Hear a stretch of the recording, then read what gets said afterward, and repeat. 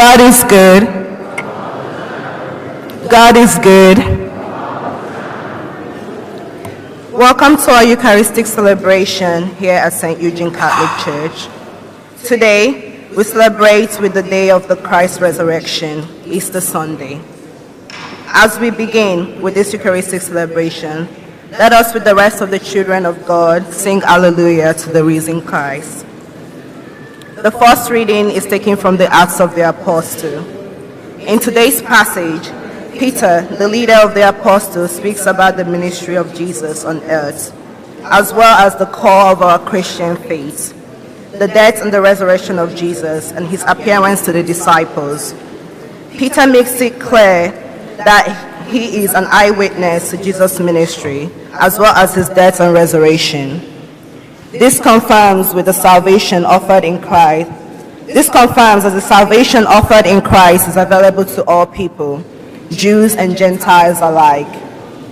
In the second reading, taken from the first letter of St. Paul to the Corinthians, St. Paul encourages us to live new, pure lives. Paul suggests to us that the moral life of Christian is like the dough used in making bread. Wicked thoughts and actions can negatively affect a person or the entire community. Paul encourages us as a community to purify ourselves this Easter season and to recognize the new life that is available to us and to live as those free from any corruption or impurities. Today's gospel reading comes to us from the gospel according to St. John. In the gospel, John recounts the several appearances of the risen Lord and his followers. The apostles, together with Mary Magdalene, the eyewitness of the empty tomb, provides a touching, powerful testimony to our Easter proclamation. Jesus is risen. Hallelujah. As we prepare for this Eucharistic celebration, let us continue to sing our Alleluias to the risen Lord. Let us help others in their recollection. Let us quiet and recollect ourselves.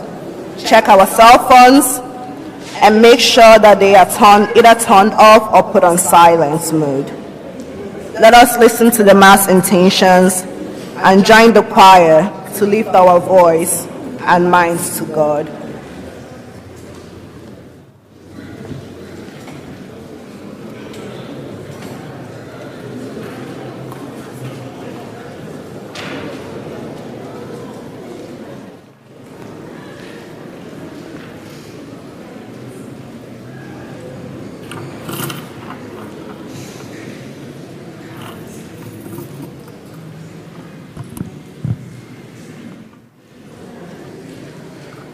Otodeni Jesu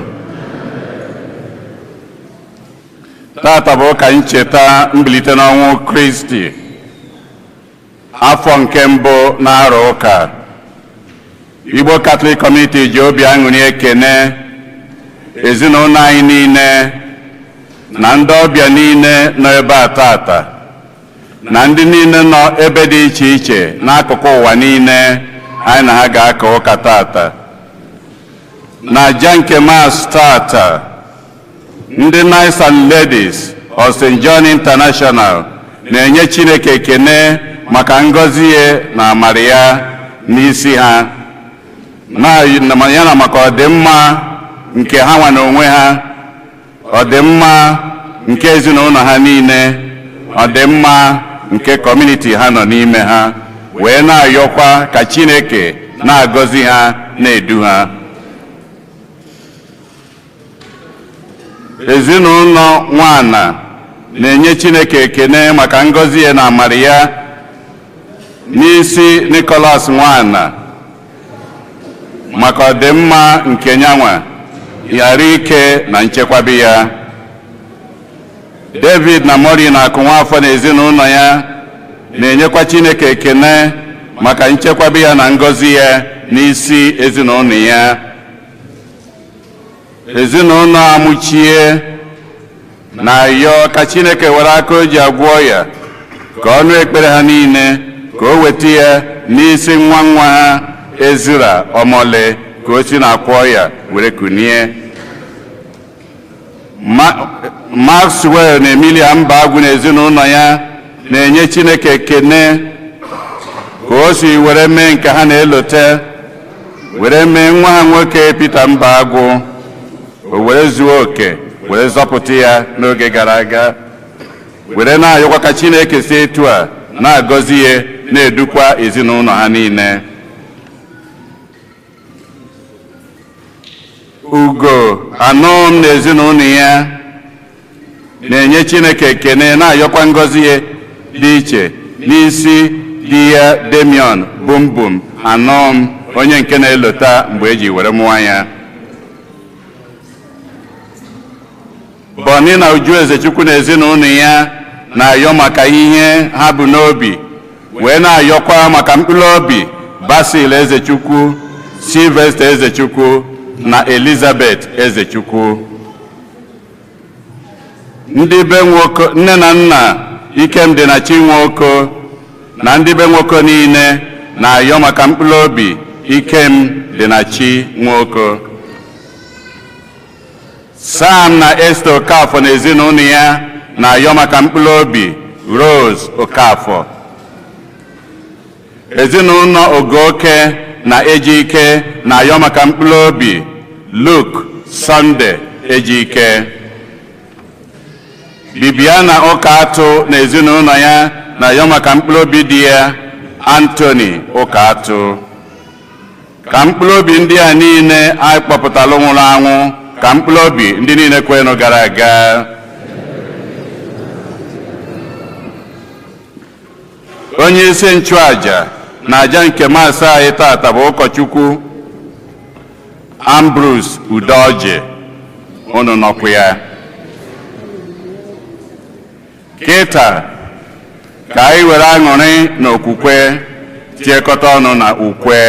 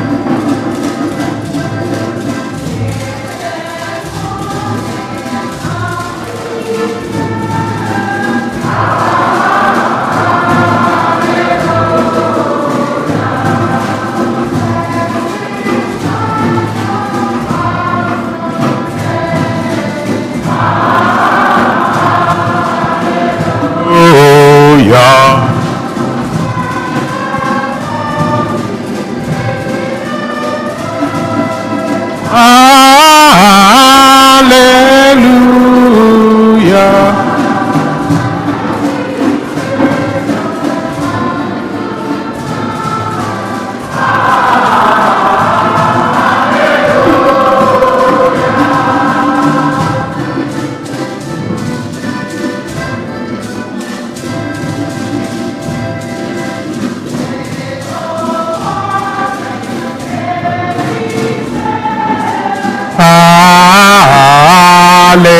Hallelujah.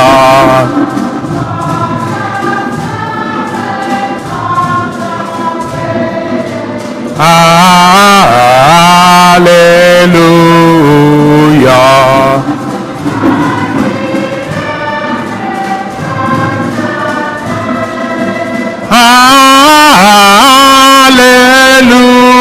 Hallelujah.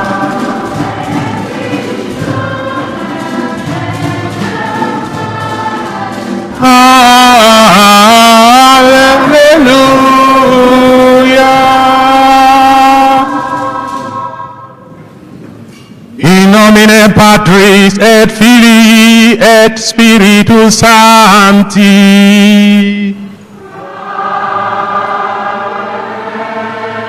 Gratia Domini nostri Iesu Christi, et caritas Dei, et communicatio Tangui Spiritus, et cum omnibus vobis.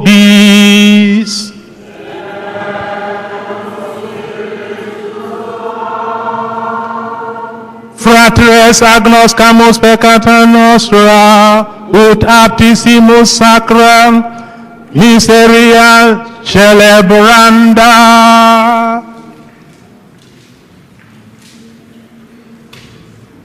Vimissus et sanare contristos corde Kyrie eleison.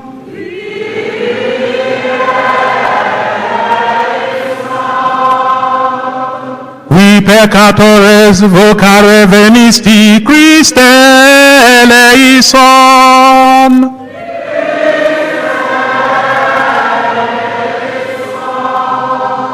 Qui addeseram Patris sedes ad interpellendum pro nobis, Kyrie eleison. Kyrie eleison. Miseriatur nostri omnipotens Deus, et dimissis peccatis nostris, reducas nos ad vitam aeternam.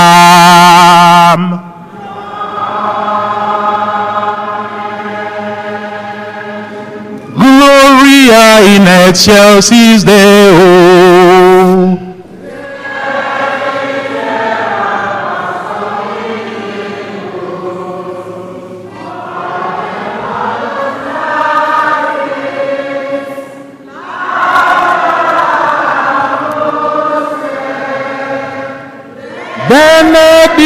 Benedicimus te.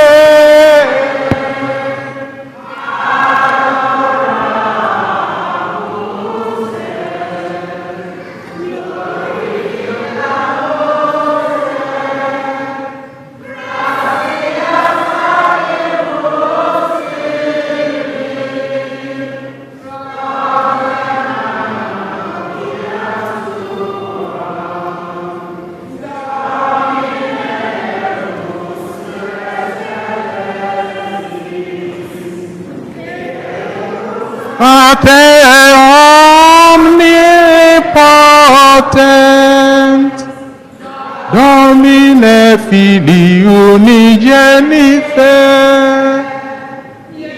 Iesu Christe, Domine Deus agnus Dei, Filius Patris, with his peccata mundi,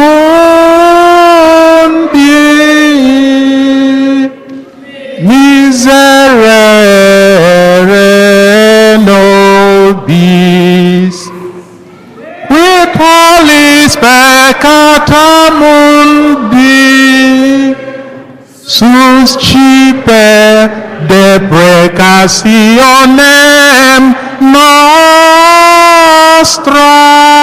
nostram, qui sedes ad dexteram Patris, miserere nobis, uniam tu salus sanctus, tu salus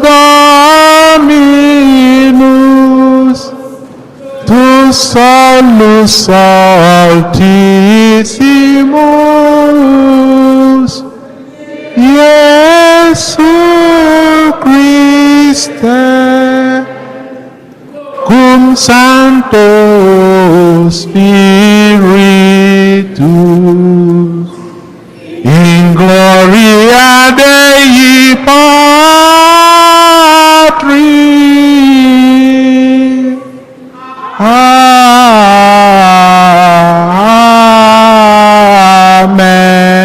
Amen. Ka anyị ya ayịyọ. Chineke anyị, n'ụbọchị taa ị sitela n'aka otu nwa gị bụ onye meriri ọnwụ meghere anyị ọnụ ụzọ ndụ ebe ebe.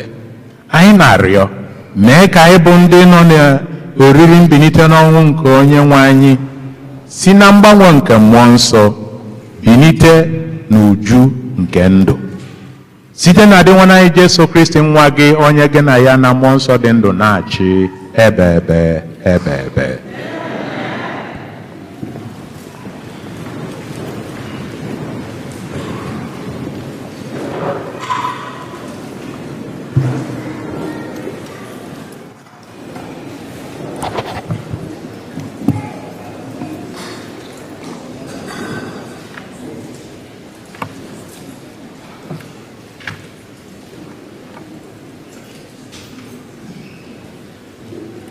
Ihe ọgụgụ ewetara n'akwụkwọ ọrụ ndị ozi. Pita wee bido okwuchukwu ya sị, ugbu a ka m na-aghọta n'eziokwu na Chineke abụghị onye na-asọ mmadụ anya. Unu ma maka ihe ukwu ahụ mere mgbe Jọn kwusasịrị mmiri chukwu ya, nke akụkọ ya gazuru ala ndị Juu dum bido na Galili. Unu ma maka Jesu onye Nazaret, otu Chineke si wụkwasị ya mmụọ nsọ na ike. O jegharịrị na-eme mma, na-agwọ ndị ọrịa na ndị niile ekwensu kere agbụ, n'ihi na Chineke nọnyere ya. Anyị bụ ndị akaebe ihe niile a mere n'ala ndị Juu dum. Anyị bụ ndị akaebe nke ihe niile ndị a mere n'ala ndị Juu dum n'ime Jerusalem. Ha gburu ya site n'ịkpọgide ya n'obe, ma Chineke mere ka o si n'ọnwụ bilie n'ụbọchị nke atọ, wee mee ka ọ pụta ìhè, gosi mmadụ onwe ya. Ọ bụghị mmadụ dum ka o gosiri onwe ya, kama naanị anyị bụ ndị akaebe, ndị Chineke họpụtara na mbụ. Anyị soro ya rikọọ nri, sorokwa ya ṅụkọkwa ihe ọṅụṅụ mgbe o bilitechara n'ọnwụ. O nyekwara anyị iwu ka anyị kwusara ọha mmadụ ozi ọma, ka anyị gbasikwa akaebe ike na Jesu bụ onye ahụ Chineke họpụtara ka ọ bụrụ onye ga-ekpe ndị dị ndụ na ndị nwụrụ anwụ ikpe. Ndị amụma niile bukwara amụma maka ya, na onye ọbụla kwere na ya enwetala mgbaghara njọ site n'aha ya. Okwu nke ose bụrụ ụwa.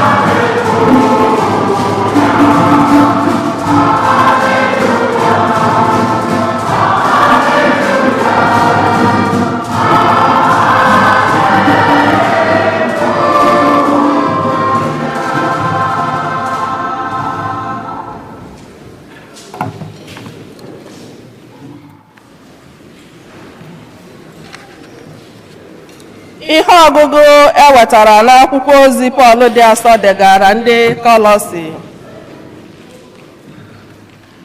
Ọ bụrụ na unu so Kristi n'ọnwụ ya, na-achọnụ ihe dị n'eluigwe, ebe Kristi nọ n'ocheeze ya n'aka nri nke Chineke. Tụkwasịnụ uche unu n'ihe dị n'eluigwe, ọ bụghị n'ihe dị n'elu ụwa, n'ihi na unu nwụrụ anwụ n'ebe mmehie dị, ma ezeela ndụ unu nke ọma n'ebe Kristi nọ n'ime Chineke. Mgbe ọbụla Kristi ga-apụta ìhè, unu ga-eso ya chawapụta n'ebube. Okwu nke ose bụ ụwa.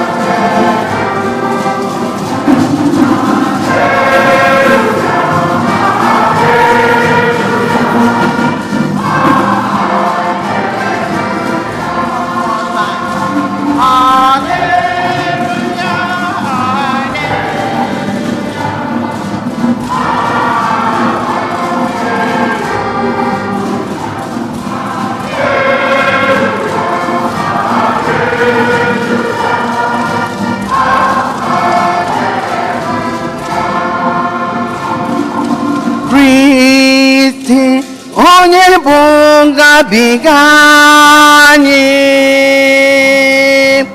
ọ ghọọla ihe jiri tụọ aja ka anyị menụ mmemme ha n'ime onye nwe anyị. Aleluya, aleluya.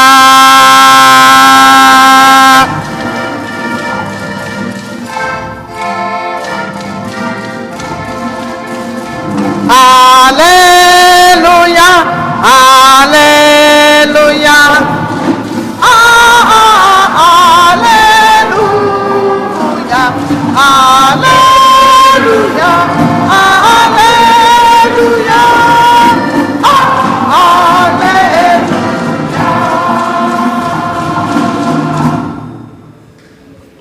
onye nwe anyị nọnyere unu.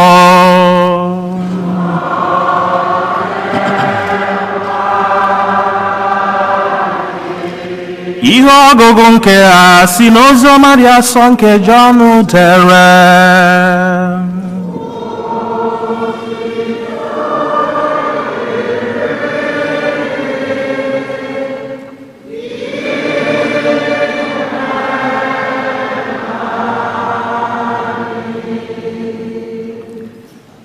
N'isi ụtụtụ ụbọchị mbụ nke izu ụka, mgbe chi na-abọzibeghị, Mary onye Magdala bịarutere n'ili. Ọ hụrụ na-ebupụla nkume ahụ eji mechie ọnụ ili. Ọ gbara ọsọ jekwuru Simon Pira na nwaazụ nke ọzọ ahụ Jesu hụrụ n'anya, wee sị ha ebupụla onye nwe anyị n'ili, anyị amaghị ebe ha tọgbọrọ ya. N'ihi ya Pira na nwaazụ nke ọzọ ahụ jiri ọsọ gaba n'ili, ma nwaazụ nke ọzọ ahụ gbakarịrị Pita n'ọsọ, wee buru ya ụzọ ruo n'ili. O wee hulata nyụọ anya hụ akwa ụlarị ahụ ebe ọ gbasara n'ala, mana ọ banyeghị abanye. Simon Pira onye so ya n'azụ wee bịarute banye n'ime ili ahụ. Ọ hụkwara akwa ahụ ka ọ gbasara n'ala. Ọ hụkwara akwa eji kechie isi Jesu.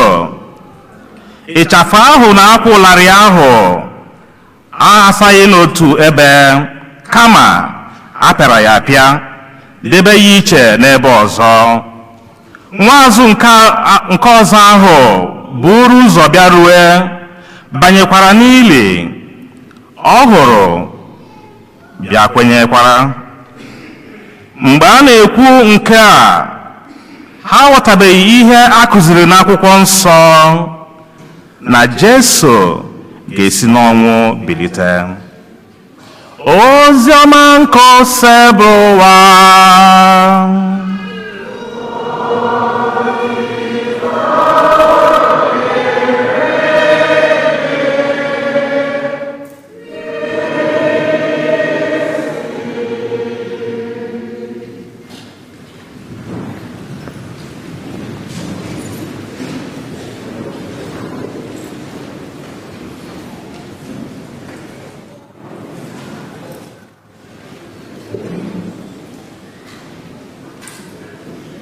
Hallelujah.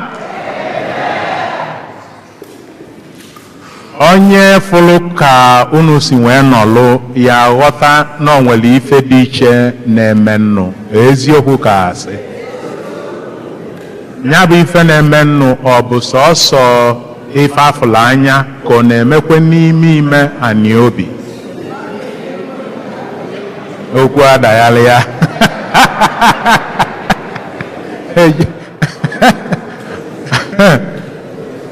okwu ebe a ka okwu gbọtọbara. O nwere ife njiju anya bụ ajụjụ. Unu n'ọzọkwa ya?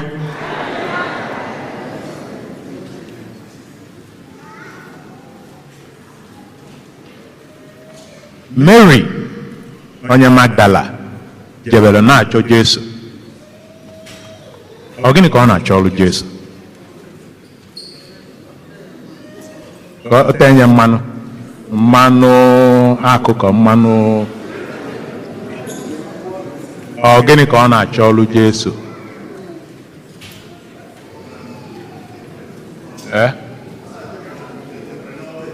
Ka ọ mara na o bilitekwara n'ọnwụ. Okay. Ka o si wee kwu. Okay. O nwere onye ọzọ nwere ife ọ na-ekwu na ya? Ọma na ndị agha ezulugo Jesu. Okay. Ịfụnanya ọ nwere n'ebe Jesu nọ. Very good. O jere iti ewude. Okay.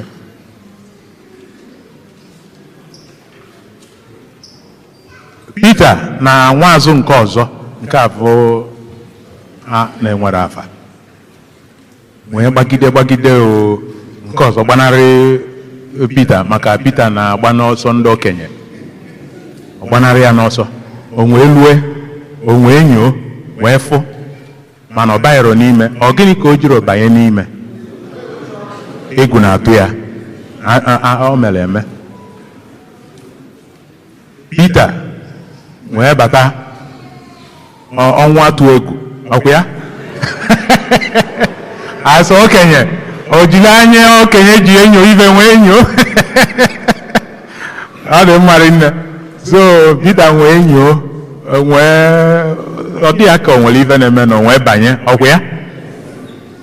So ife niile a ya bụ ife ọgụgụ oziọma wee mechie by telling us that as at that time they were not yet convinced that Christ had to rise from the dead.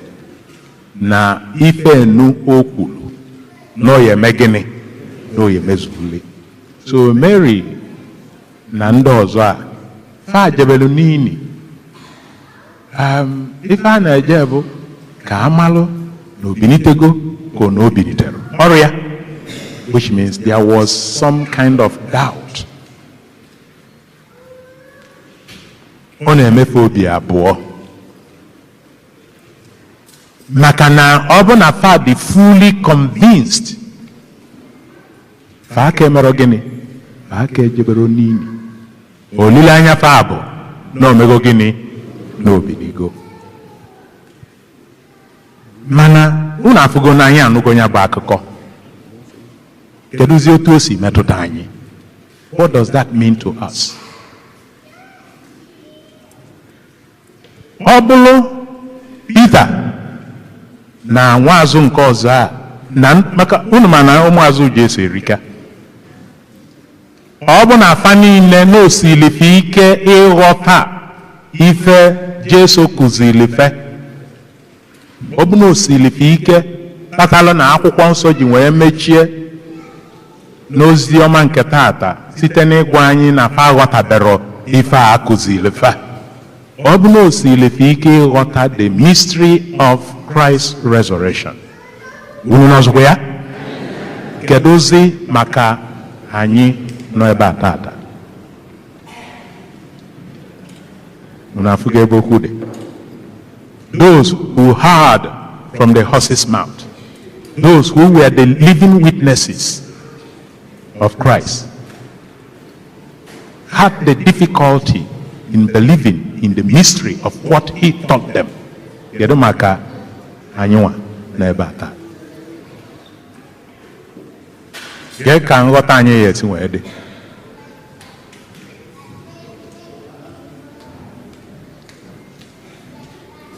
Yes. Nghọta anyị kwesịrị ime gịnị? Nghọta anyị kwesịrị ịkalị nke fa. Very good. N'ụdị anyị nwere history, fa nwee nwere history. Okay. Anyị nwa nwere faith, fa nwee nwere faith, wee na-esogharị Jesu. Fa nwee nwere faith, wee na-esogharị Jesu. Aka m adịrị ya. Kedu onye na-ekwu na ọ gị? Ebe ọ bụ na osili ndị fa na Jesu nọ ike ịghọta ife ọ kụziri fe, kedu maka anyị nwa bụ ndị ọ kụzizili, kedu ka nghọta anyị esi dị?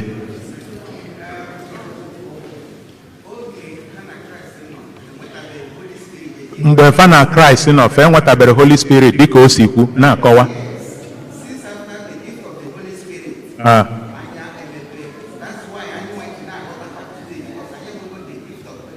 Mgbe onye na-elga anya ma na Holy Spirit ji oge.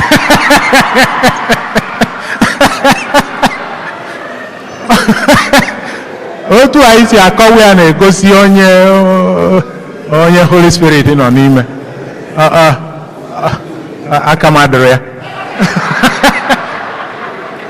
Ịhụma ife o kwuru na Jesu na nkụzi ọ kụziri fe na ife niile o mere fa na o metara ya n'ozuru oke.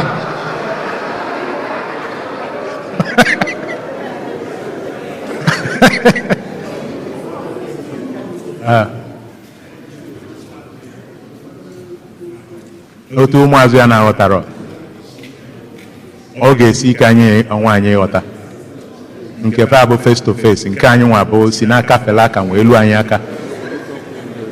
oke ọ dị mma ka anyị gabazie n'iru ka anyị malụ na ife nya bụ ife pụtara. dịka anyị si na-ekwu ife o jikwa na enwe anyị oge ịgbalị ife niile a bụ ka anyị nwee ghọta actually ife melụ, because all these stories or scriptural or biblical messages, they are very deep with meaning. Now n'ebe a nọ ife niile a ịfụrụ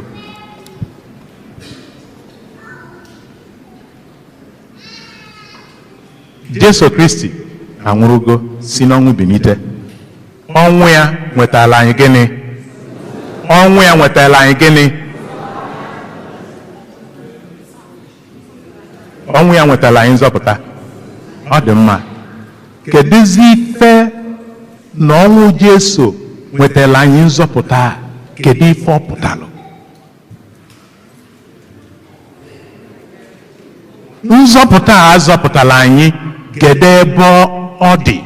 Kedu ebe anyị ga-witness ya?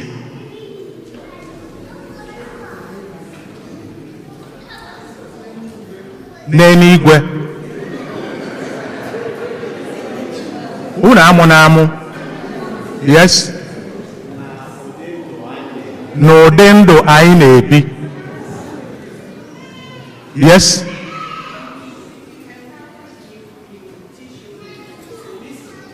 Okay. If you encounter him, he will teach you the mystery. Anyị emeghị encounter, no nya ka anyị na-achọzi that encounter ka anyị malụzi ya.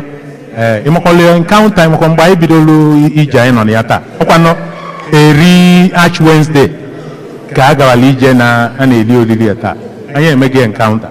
Ọ dị mma na ife melie resurrection of Christ. Ọnya ka m ji si ka m kpụghalịa onwe anyị nwobele.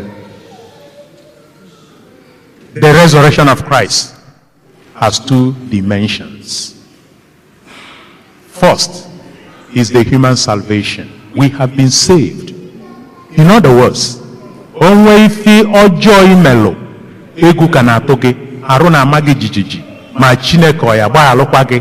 Ọ bụrụ ana n'inwego ncheghalị, ezi ncheghalị, freedom is yours. Salvation is yours. Amen.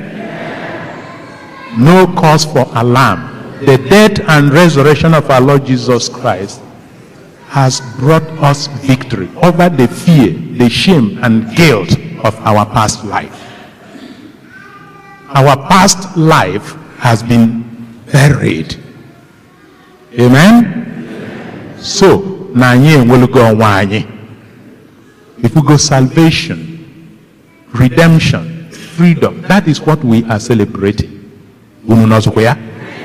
Mana ọ bụrụ na anyị na-enwe aṅụrị na-eli olili na anyị enwelugo onwe anyị, mana n'ime obi anyị na ịghọta ebe na-eje. Ọ bụ na n'ime obi anyị na ife na-ebe eri oge na ome gịnị ọ ka na-ebe, anyị ka nwere onwe anyị. Ọnya kpatalụ na Mary onye Magdala ma Peter ma ndị ọzọ a ka na-asọ ngọngọ. Ọ kasịrị ike otu o si kasiela anyị ike ịghọta na nzọpụta Chineke nwetara anyị n'ọbụ na okwu na-ese ajọ obi. Sọsọ mụ ya bụ ya kwụ ọtọ, ekwuru anya ofu imegide mmadụ, imegbu mmadụ, ajọ obi. Ife niile a bụ ife Chineke si na ya nwee eme gịnị nwee zọpụta anyị, mana ọ na-agbata anyị n'obi bụ nke a. Amen. Anyị na-eli olili na-azọpụta gị anyị na ọnwụ na mbilite n'ọnwụ Jesu Kristi enwetagolo anyị nzọpụta. Anyị na-ekwe aleluya, na-asị ekene dịrị Chukwu. ụbọchị taa bụ Chineke mere ya ka anyị ṅụrịanụ ka anyị golienụ, mana n'ime obi anyị aṅụrị emere gịnị adịrọ. Kedu ife bụ na azọpụtago anyị? Ụfọdụ na-ene m anya ka ya sị, Fada, ọ gịnị ka ị na-ekwu ife a? This is the key message God has for us. This is what it means to celebrate the resurrection of Christ. Ọ bụ na olili na mbilite n'ọnwụ Jesu Kristi enwetazi mgbanwe n'ime gị. Ife ị na-ekwu bụ na ị ka bụ Mary, ị ka na-achọ Jesu. Amen. Ọ ka na-eme gị obi abụọ. In other words, ọ bụ na n'ezinụlọ ị ka na-esi nri nke gị iche, nwunye gị na-esi nke iche, onye akpọchi ụzọ nke ọzọ, onye nke ọzọ esi azụ, ma gị bụ fada unode bụ amọ ito bili, ọ bụ na text message ka unu ji ekwu okwu, ma ọzọ ebe a na-alụ ọrụ, promotion enyere nye nke ọzọ ka na-agbawa gị obi, ma na o gotere akwa ma ọ bụ akpụkpọ ọfụ ma moto ọfụ, ma na ụmụ ya na-aga n'iru, ị nwere aṅụrị. Ị ma na ị na-ekwu na o nwere ife dị ka mbilite n'ọnwụ. Your celebration of the resurrection of Christ is one-sided. Amen. Ama na nke a na-agha unu ka fada nke a. That is the real celebration. Because na if you follow the beauty of the Catholic Church. Since Ash Wednesday, ka esi nwee na-akwadobe arụ na mkpụrụ obi anyị. Kedu ife eji nwee na-eme ọpịpịa? Kedu ife eji nwee na-ebu ọnụ? Kedu ife anyị ji alụ arụ anyị ụka? So ka ife ndị a yala bụ imezu iwu, ka ọ yala bụ ka a na-eme ife ụka kụziri anyị, ka ọ yala bụ ya ncha ncha.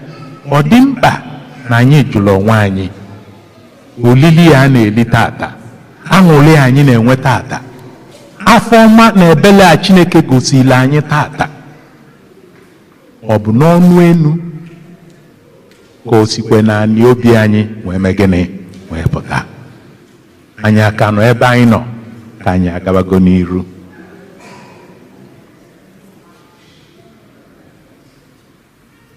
Amen. There is no cause for alarm. The death and resurrection of Christ has brought us victory. So there is hope for our salvation. That your hardened heart has still the opportunity to be liberated. Yes. If Mary Mandoza, Fanny Mechelu, Wemegini, so don't be scared, don't be discouraged, don't be worried that you are still struggling to be resurrected from your anger, hatred, envy, jealousy, lust, betrayal, denial, injustice. Don't be discouraged. Keep trusting in God and you will be saved. Amen? There is a message of hope, consolation, and comfort. That is what we are celebrating. So, ọ bụrụ na ọ nwechara ka ị kasị wee nọlụ in terms of na udo adịbero n'ime gị maka ife okeke ma ọka afọ mere gị, nwee olileanya n'ofu mgbe na ihe nwere onwe gị. Amen. Ọnya bụ salvation in integral form. Salvation in one dimension is just that, oh, we have been saved. But then, is that salvation complete? Ebe a ka anyị ga-esizi wee bubata ife ọgụgụ nke bụ. Amen. The beauty of the word of God. Ife ọgụgụ nke Igbo wee sizianụ ebe ọ bụ na anyị niile abụrụgo ndị so Kristi wee bilite n'ọnwụ ka olileanya anyị mezie gịnị bụrụzie ife nke gịnị nke eluigwe. Let us focus on the things of heaven. Ife ọgụgụ nke Igbo instead of ife mgbe ochie, ife nke dị below dịka ife ọgụgụ nke Igbo si wee kwu. Ife afọ a na-ekwu dị below unu maara ife ọ bụ ọkwanụ ekwolo na ndụ ochie nke gara aga. So ebe ọ bụ na-azọpụtago anyị ife ọgụgụ nke Igbo wee sizienụ n'ebe ochie unu nọ megịnị pụta olileanya unu bụrụzie nke dị n'ebe n'eluigwe. You see the beauty of our faith and the beauty of the word of God. Ọkwa na ya abụzi ebe ife ọgụgụ nke mbụ batara, being witnesses, ịgbazi aka ebe anyị nwee na-ayọ Chukwu ebe ọ bụ na ọ nwere ife gbalị aghalị, ebe ọ ma na anyị na ife na-eme na anyị chọrọ ife ya and anyị nwere aṅụrị na ọzọpụtago anyị, mana nke a ma nke ọzọ ka na-adọ anyị nwoke ịghọta ife na-ekwu. So anyị na-ayọ Chineke ka ife a na-adọ anyị na-adọchi anyị azụ ya bụ anyị chọọ ka anyị na-enye anya n'eluigwe ebe nzọpụta anyị dị, ọ na-adọchi anyị azụ ka mbilite n'ọnwụ Kristi dọbie ife ọbụla na-adọ anyị ka ọ dọgbuo ka anyị wee nwere onwe anyị site na Kristi dị nwere anyị.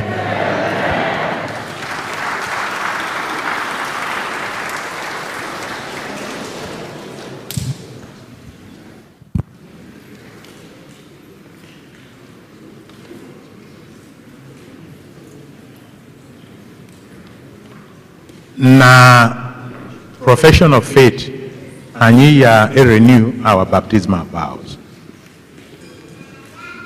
Ijuka ekwensu n'otito ya na nlafu ya niile. Ikwere na Chukwu na onye kele n'igwe na ana. Ikwere na Jesu Kristi so otu nwa ya onye ọzọpụtara ka ọ gbapụta anyị.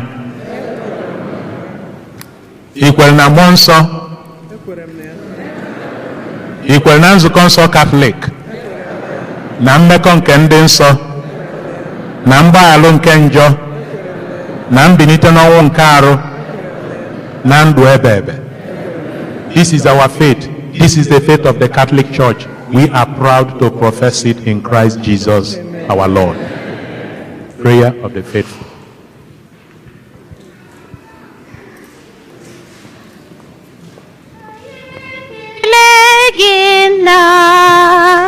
Chineke nara ekpere nkumu gị imela.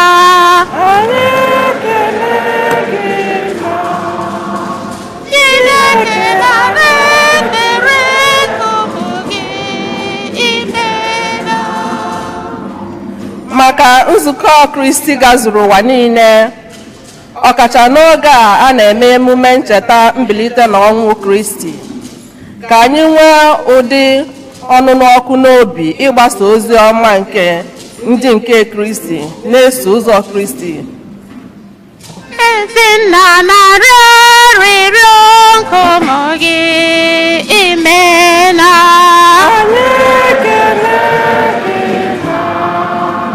Chineke nara ekpere nkumu gị imela.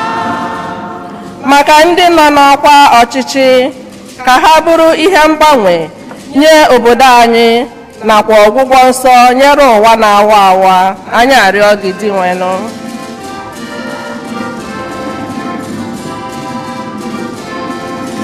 Onye dịrị gị nna, Chineke nara ekpere nkumu gị imela. Maka ndị nwoke na nwaanyị kpọrọ onwe ha ndị otu Kristi, ka ha site n'okwu ọnụ na omume ha na-agbara Kristi onye bilitere n'ọnwụ akaebe. Anyị arịọ gị di nwenụ.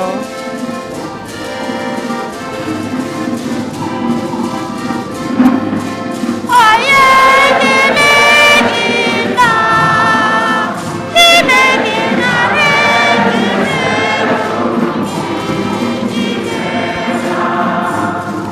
Maka ndị niile natara sakramenti n'oge Ista, ka nghọta ha banyere ihe omimi nke Paschal na-abawanye ụbọchị niile. Anyị arịọ gị di nwenụ.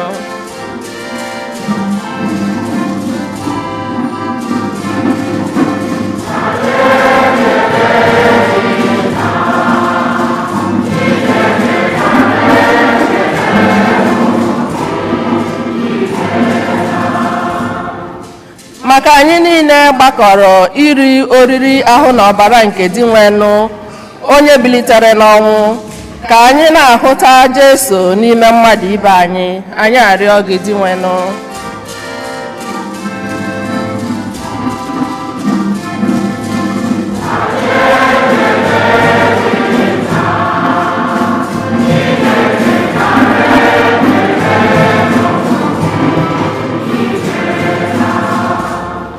Maka ndị nwụrụ anwụ, ọkacha ndị anyị na-echeta na Maasị dị asọ tata, ndị niile nwụrụ n'ihe mberede dị iche iche, ka ha keta oke na mbilite n'ọnwụ Kristi. Anyị arịọ gị di nwenụ.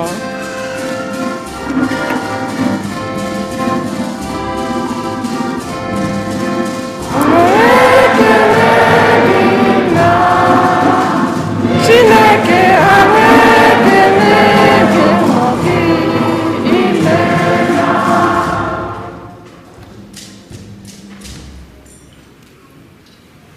Chineke nna pụrụ ime ife niile, isi anyị yọọ na anyị ayọta, anyị chọọ na anyị ga-achọta, anyị kụọ aka na ga-emeghela anyị.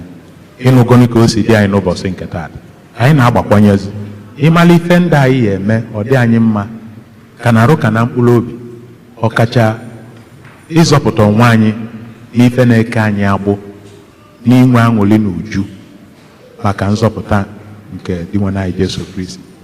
Zọpụta anyị n'ife niile a, ma meela anyị karịa ka anyị yọrọ site na Kristi dị nwe anyị.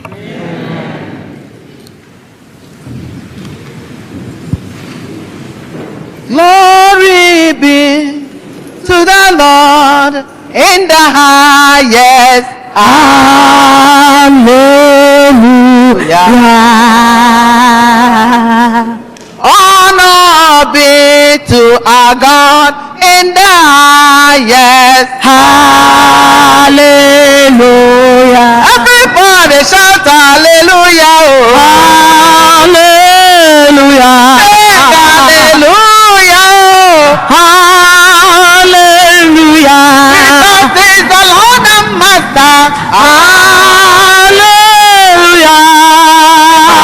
Hallelujah. Hallelujah.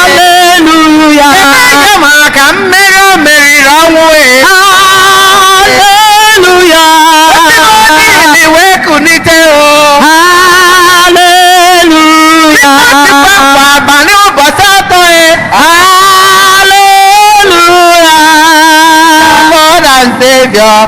Hallelujah. Glory be to my Lord in the highest. Hallelujah. Honor be to the Lord in the highest. Hallelujah. It's a Savior. Hallelujah. It's a Master.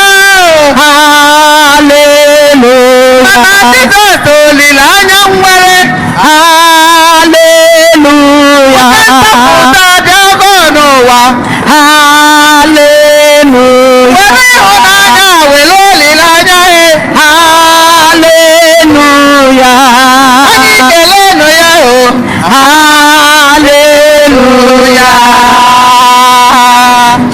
Obìnìwó Jesus obìnìwó Jésù àpọ̀gbòrò nílùú bẹ́ẹ̀ onye mmeri hallelujah obiniwo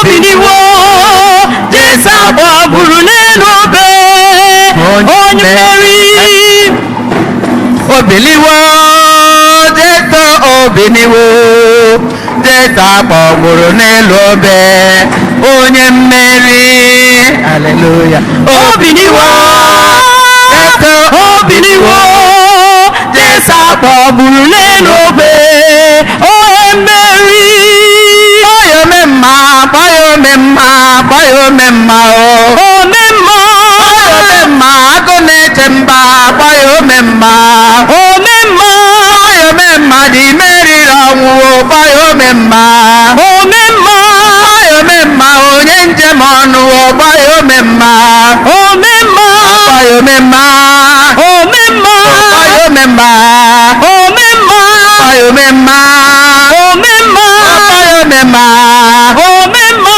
ọnọyomemma omemma ọnọyomemma omemma a na-akpọ ya Jizọs a na-akpọ ya omemma a na-akpọ ya ike meriri ọnwụ eze ụwa niile a na-akpọ ya a na-akpọ ya Emmanuel a na-akpọ ya onye na-eme mma eze ụwa niile a na-akpọ ya Jizọs a na-akpọ ya Emmanuel a na-akpọ ya onye na-eme mma eze ụwa niile ana m akpọ ya Jizọs isokwa akpọ ya omemma anyị ga-akpọ ya agwọ tagburu agụ eze ụwa niile a na-akpọ ya Jizọs a na-akpọ ya Emmanuel a na-akpọ ya onye na-eme mma eze ụwa niile isokwa akpọ ya Jizọs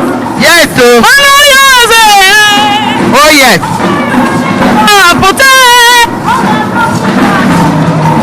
a na-akpọ ya Jizọs a na-akpọ ya omemma a na-akpọ ya onye na-eme mma eze ụwa niile a na-akpọ ya Jizọs a na-akpọ ya Emmanuel a na-akpọ ya onye na-eme mma eze ụwa niile ụmụ Chineke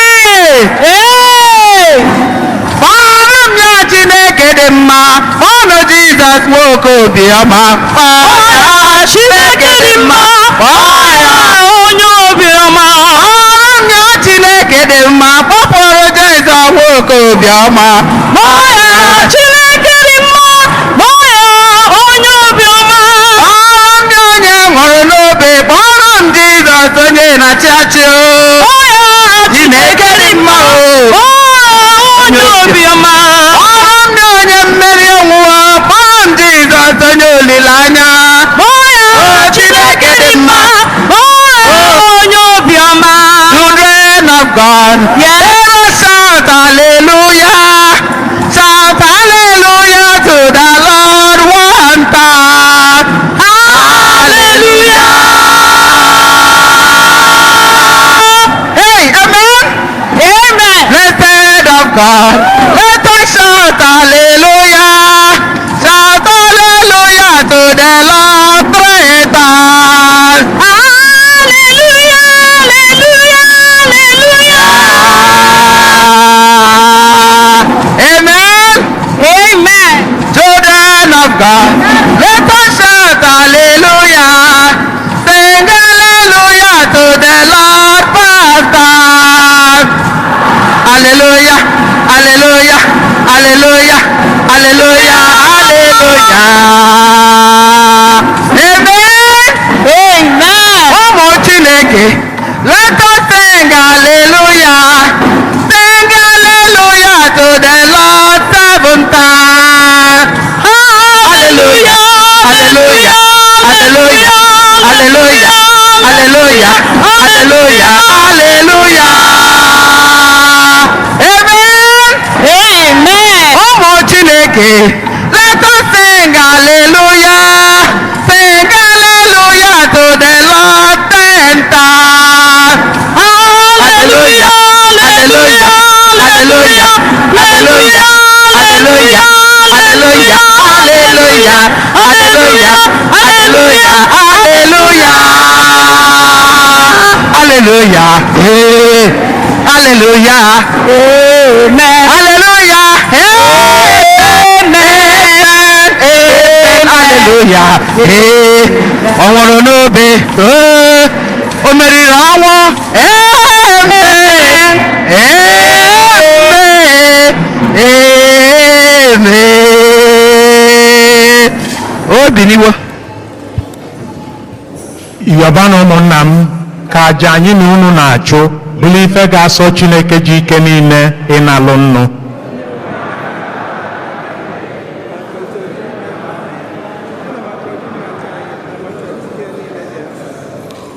onye nwe anyị na-awụli elu n'ọṅụ nke mbilite n'ọnwụ gị were na-ehunyere gị aja nke a. ọ bụ ya ka iji amụgharị ụka gị ọzọ na-azụkwa ya n'ụzọ dị ebube site na Kristi inwe n'anyị. Dominus vobiscum.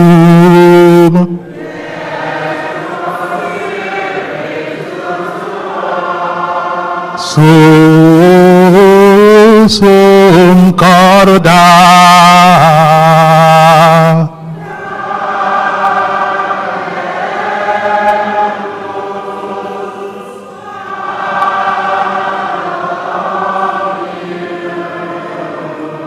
Gracias hagamos, Domino Deo nostro.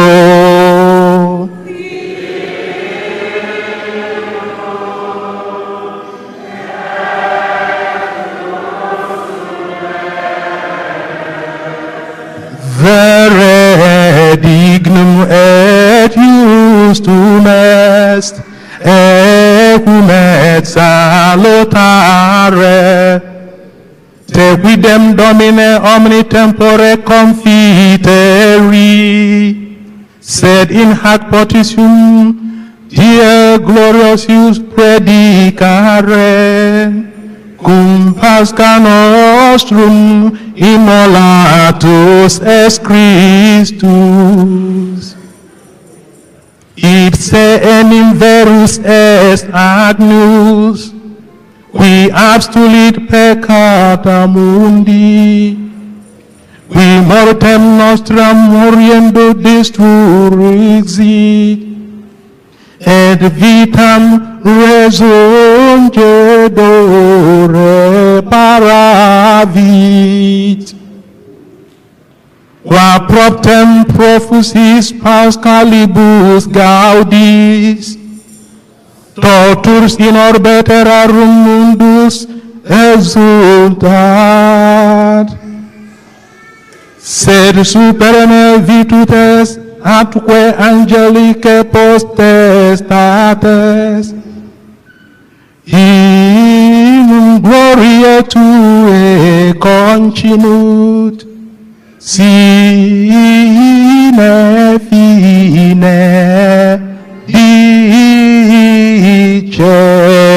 dicentes.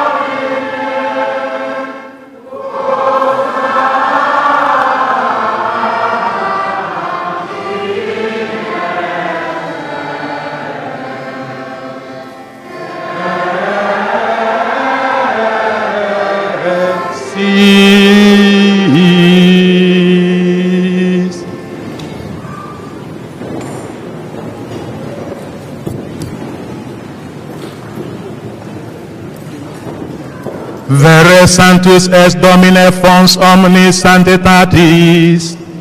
Herc ergo dona quesumus spiritus tuirore sanctifica, ut nobis corpus et sanguinis fiat Domini nostri Iesu Christi. Qui cum passione voluntaria traderetur, accepit panem et gratias angelis, fregit, deditique disciplis vis dicens, accipite et manducate ex hoc omnes, hoc est enim corpus meum, quod pro vobis tradetur.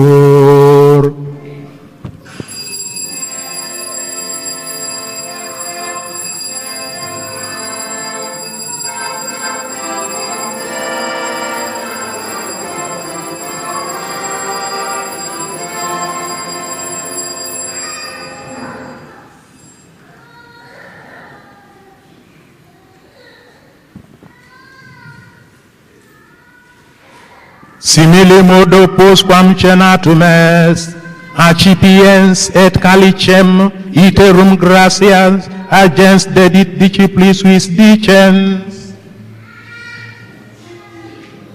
Accipite et bibite ex eo omnes, hic est enim calis sanguinis mei, novi et ternites demanti, qui pro vobis et pro multis effundetur, in remissionem peccatorum, hoc facitea in meam commemorationem.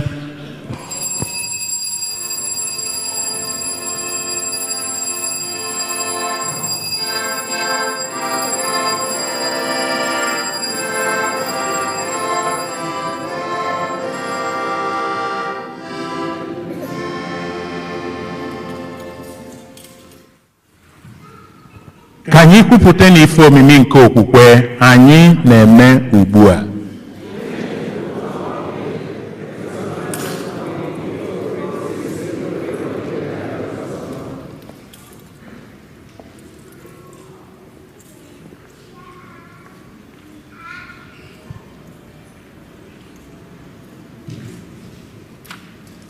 Nna, na ncheta nke ọnwụ na mbilite n'ọnwụ nke nwa gị, anyị ebunye gị achịcha nke ndụ na iko nke nzọpụta. Anyị na-ekene gị n'ihi na ikwere ka anyị dị mma ịhụrụ n'ihu gị na-efe gị. Anyị ji umeala rịọ ka anyị bụ ndị na-anata ahụ na ọbara nke Kristi bụrụ otu site na njikọ nke mmụọ nsọ.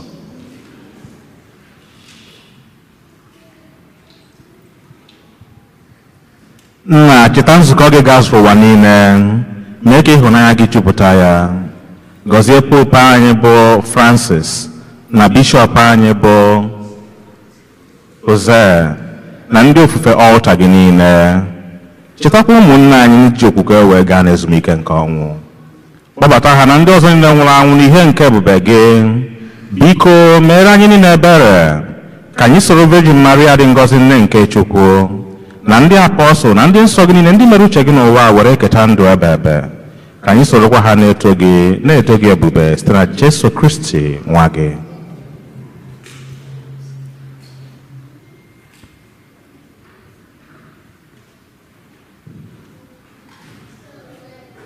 Per ipsum et cum ipso et in ipso, est ibi Deo Patri omnipotenti, in unitate Spiritus Sancti, omnis honor et gloria, per harmonia saecula saeculorum.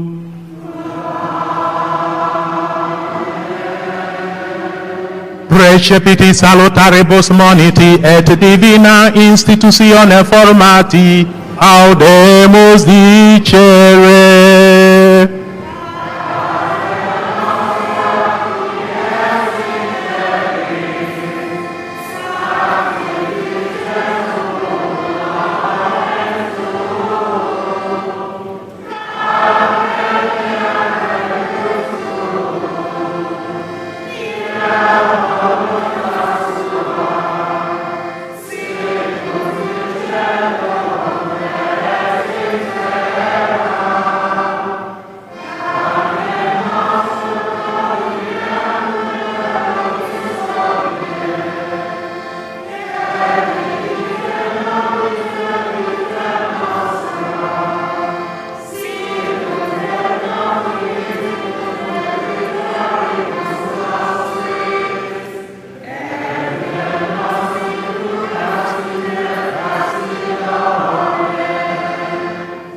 sed libera nos a malo.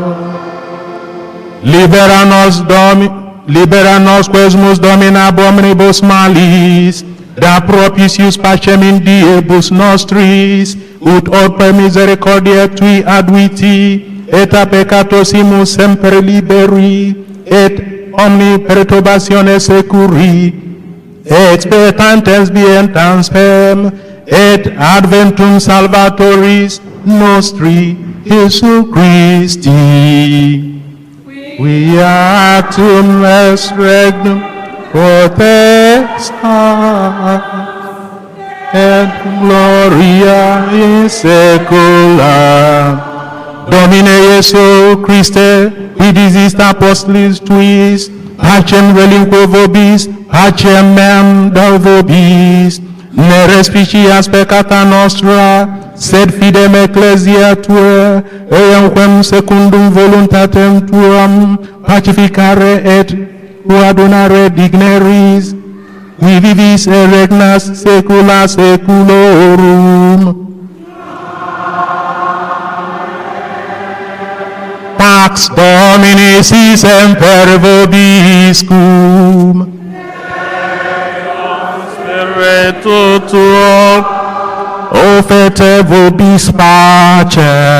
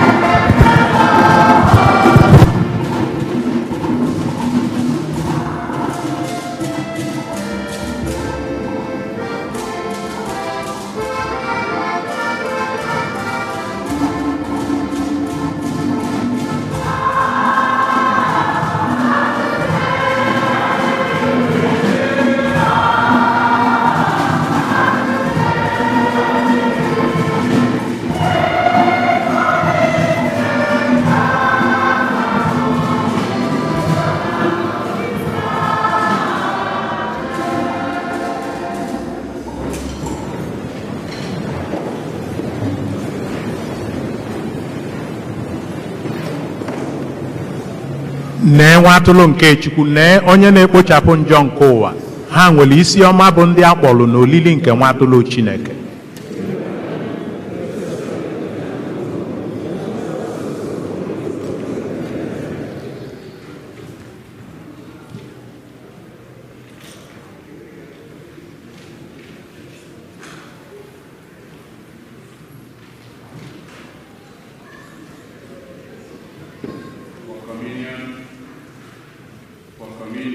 We're going to have 5 stations, 2 in front here, 2 at the middle, and 1 at the door.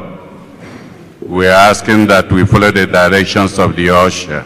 1 at the exit door, 2 at the middle here, and 2 in front here. Thank you.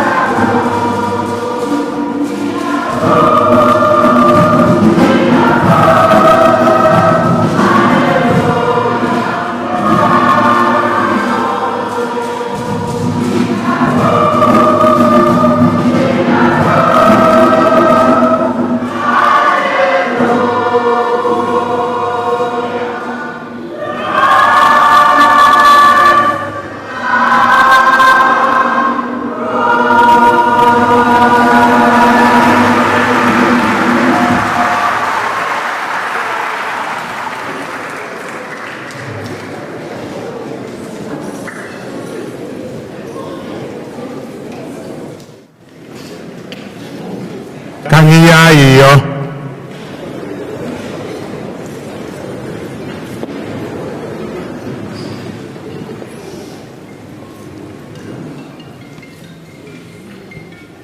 Chineke anyị were ebere gị dị ọkpụ na-echekwaba nzukọ gị mgbe niile site na ịdị ọhụrụ nke anyị nwetara n'emume nke ihe omimi ngabiga nke a mee ka anyị rute n'ihe dị ebe nke mbilite n'ọnwụ. Anyị yọrọ nke a site na Kristi inwe n'anyị.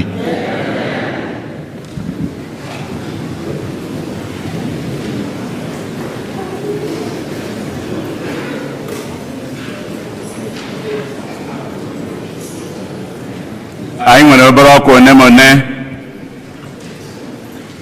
ma tupu m na-aga n'iru ana m asị ka anyị seti aka anyị ka anyị kụkepụkere na ndịkwa ya aka ọzọ.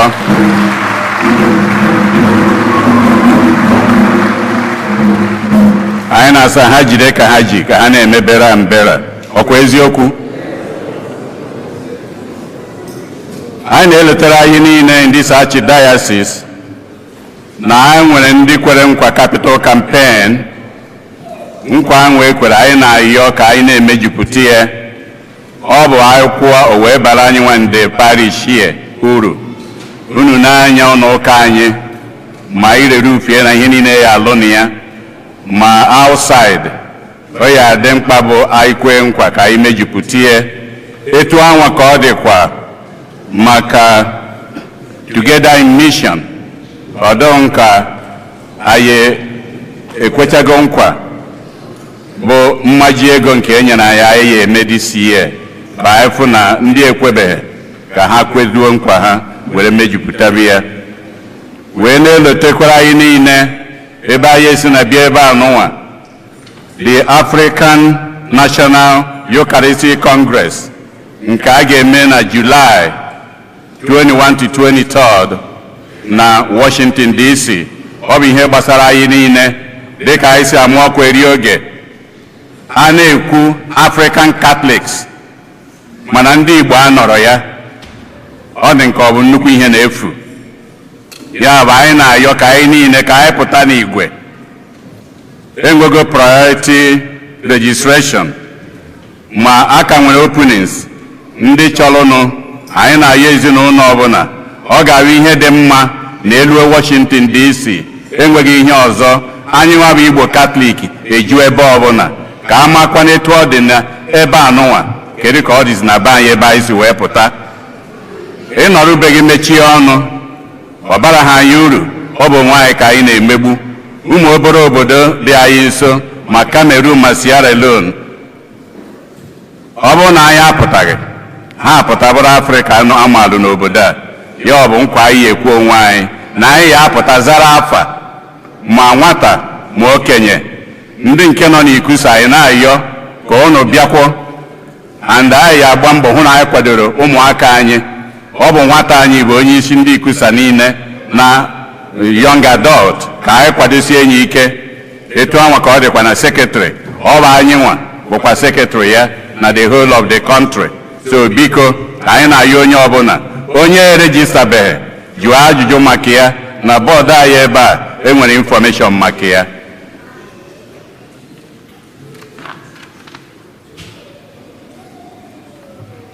Ugo anụmanụ ebe anụ ya na bumbum Demion anụmanụ uhie oke anyị n'anya n'azụ anyị afụ ha. Ọ bụ maka ụka nke ya akalụ mamụ ya Mamu ga-anọ m nke rapụrụnụ a ga-akala ya ụka Fraịde ebe a ha wee na-ayọ anyị niile ka anyị bịa wee so nọnyelụ ha wee kpee ekpere ka ụka maka mama ya rapụrụnụ. Daalụ. Ndị lectors ma ndị ya abanye ọfụrụ ma ndị ochie ndị niile ọ bụrụ na iwe lector na-agụ ihe n'ụlọ ụka ebe a n'ụzọ abụ n'ụzọ unu ga-enwe nzukọ na the last Sunday of this month, April 3 ma agbasa ụka. A ga-amakwa ọkwanye ụbọchị ụka ọzọ ka anyị buru ya n'obi. Onye ọbụla kpọrọ onwe ya lector ma ndị ochie ma ndị ọfụ onye ọbụla a chọrọ ya na nzukọ ahụ a ga-akpọrọ a ga-enwe. nke a bụ maka ihe gbasara ndị young youth and young adults. This Saturday ha ga-enwe car wash nke ha na-ada eme. Ọ ga-ebidokwa 7:30 a.m. kwụsị na 10:30. Na 4:16 on Sunday ha ga-enwekwa their young Bible study. Nwekwa ya na 4:23, nwekwa ya na 4:30.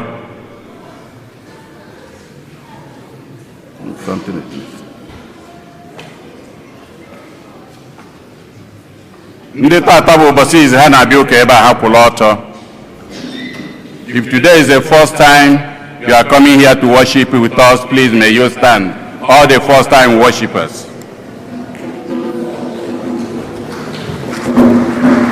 Unu na-anya ka anyị kọpụrụ unu ha aka. Anyị na-ekene ha. Anytime you are around, please come back and worship with us. Kịtazi, ana m akpọlite ọ bụrụ na unu na-anya unu ya afụ ndị yi black, ndị Knights of St. John, Knights and Ladies of St. John. Nwa ọfụ nke the Commandery, Los Angeles chapter 608 Mụtalụ, si from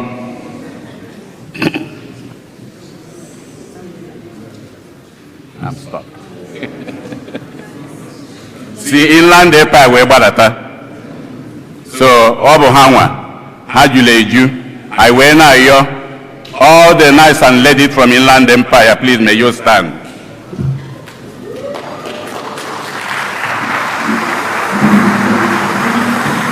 Ka anyị kụpụrụ unu ha aka.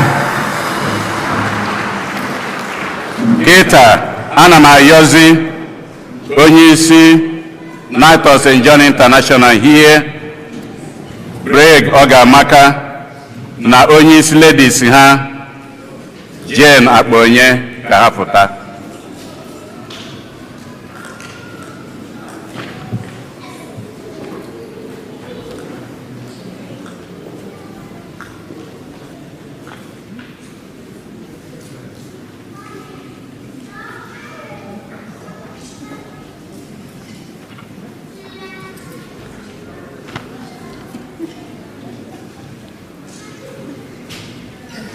God is good. And all the time. God is good. Good afternoon, St. Eugene family. My name is Greg Ogamaka. And with me this afternoon is the respected president of the Ladies Auxiliary, Dr. Jane Akponye. On behalf of the Knights and Ladies Auxiliary of St. John International, we wish all that are here happy Easter. May the risen Christ continue to guide us in all we do. I'm going to say a little brief history of the Knights of St. John International. The Knights of St. John International is a Roman Catholic fraternal organization that promotes Catholic virtues of faith, hope, and charity.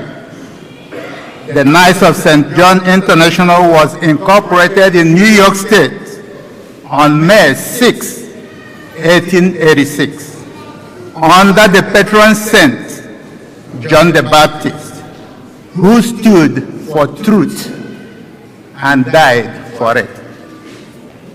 The organization continued to grow in the United States, and in 1992, with the addition of commanderies outside of the United States, the Knights of St. John added international to its name, and it continued to expand after that. Today, the Knights of St. John International has representation in 18 countries, including United States, Canada, Nigeria, Ghana, Sierra Leone, Trinidad, Tobago, England, and Germany.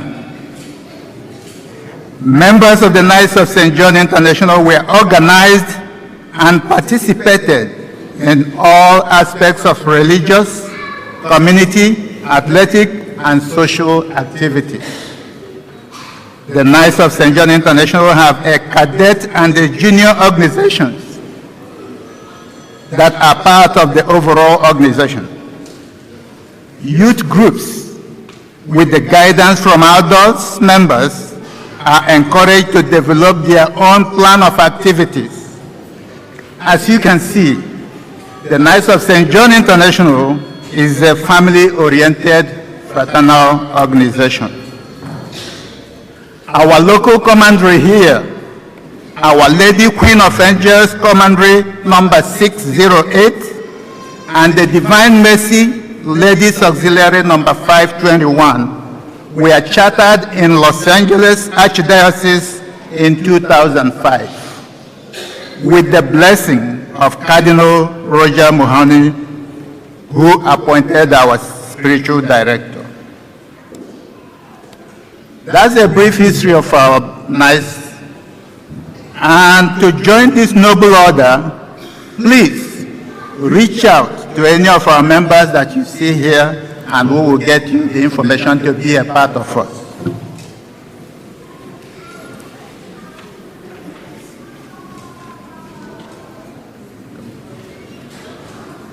Finally,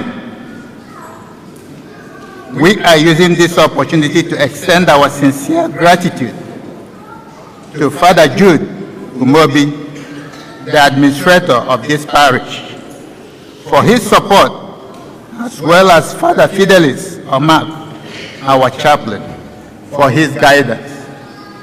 Now, I will call on the respected President, Dr. Jane, to say a few words and then make a presentation on behalf of the Knights of St. John. Happy Easter, everyone. God is good. And all the time. Just like what he said, our president, I want to formally thank our sisters from Inland Empire, the Auxiliary 842, and their brothers who are here with us today. We have already welcomed them, but they came to join us to see what we're doing. We are growing. And brothers and sisters, you don't have to belong to a particular parish to join us. You can join. Now we have a branch in San Bernardino Diocese, and we're here. We've been here for almost 18 going to 19 years. Mothers, please come and join us. Please come and join us. You can only be blessed doing that. And on that, I would like you to hear from these children. They are our juniors and our cadets representative. Let them just say one or two things to you. Probably that will encourage you to bring out your children. Otori Jesu! Otori Jesu! Aha m bụ Nhachukwu onye eze Akpọnye.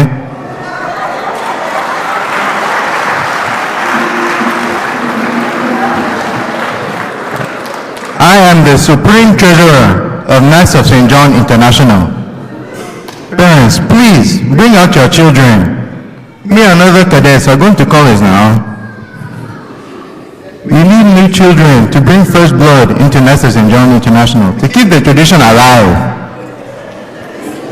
Thank you.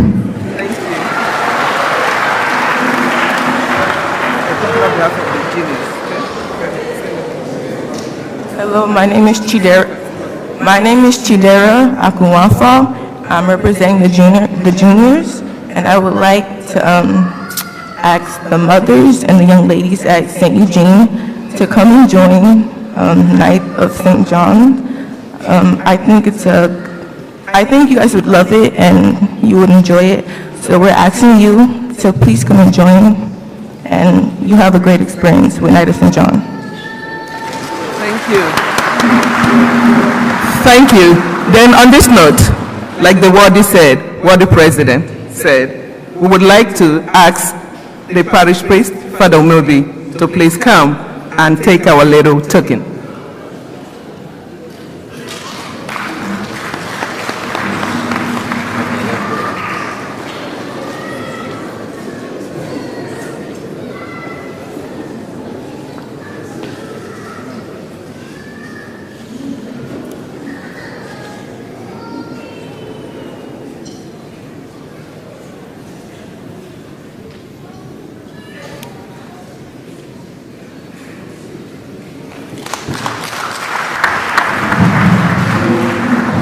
Again, let me say this. I am very happy at this time that the Inland Empire, San Bernardino Diocese are here with us. So we are growing. This is the 2 commanderies now in the West Coast. We are planning on opening up some other more, maybe in Northern California and things like that. So please come and join us. And we thank the Inland Empire team for coming out to be with us today. Thank you very much. Let's give them a round of applause. And immediately after this Mass, the knights and ladies, we're going to go out through that door. In front of the church, we will have a picture. Thank you very much.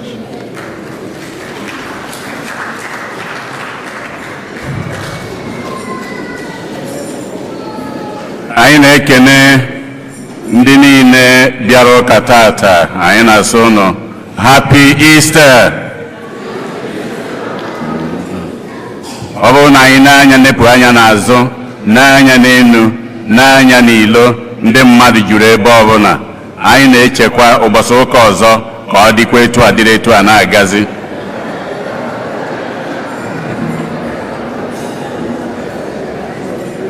So ka anyị na-ekene unu, ka anyị na-ekenekwa ndị ụkọchukwu anyị na ha kara ụka tata. Anyị na-ekene Fada Patrick Okunmụọ,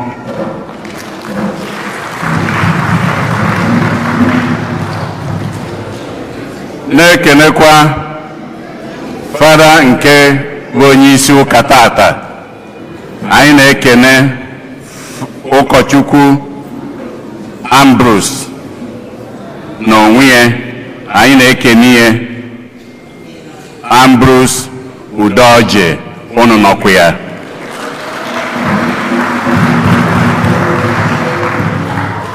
Wee na-ekenezi onye anyị nọ na biya bụ ụkọchukwu anyị Jude Umeobi, ka anyị kụpụrụ nụ aka. Daalụnụ. Biko anyị na-ayọ gbasaa ka anyị gbaa mbọ ndị niile n'oche n'azụ ma ebe ọbụla esi na-ebute oche, ka anyị gbaa mbọ bughachi ha azụ.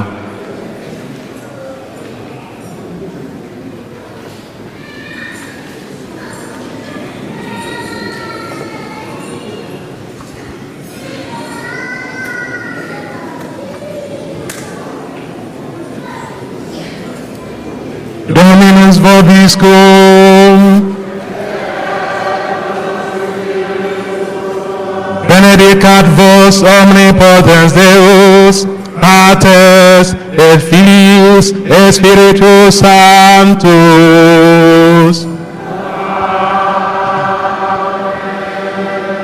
Ite missa est, alleluia, alleluia.